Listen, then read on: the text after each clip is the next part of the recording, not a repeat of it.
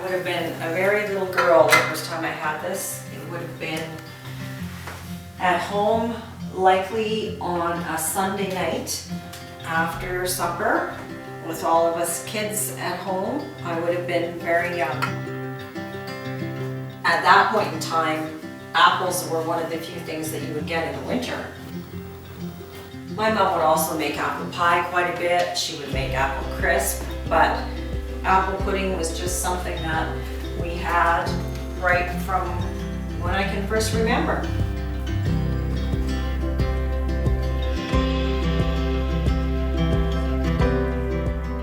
It's quite a small batch of dough, if you will.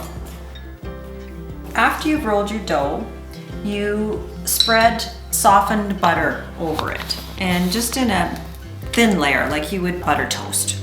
So now the apples, and you can use any kind of apple. You only need a couple, two is lots. You just slice the apples onto the dough, and it doesn't matter if they're just all in a pile because you can spread them out later. But you want to make the slices thin and not too large.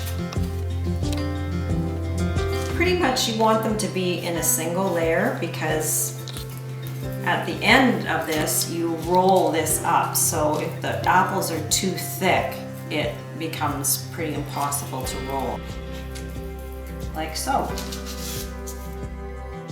I always like to start with the middle ones, touching a bit.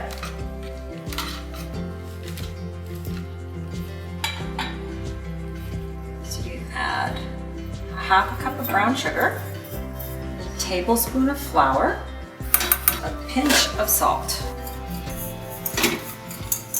Boiling water, you pour over top of the brown sugar flour mixture. Put it on low heat just to keep the water warm, and you stir the sauce until it starts to thicken. And then you add to it 2 tablespoons of butter and 2 teaspoons of vanilla. And once the butter's fully melted, the sauce is finished. It's best to kind of go slow so that you can evenly distribute the sauce around over top of the rolls.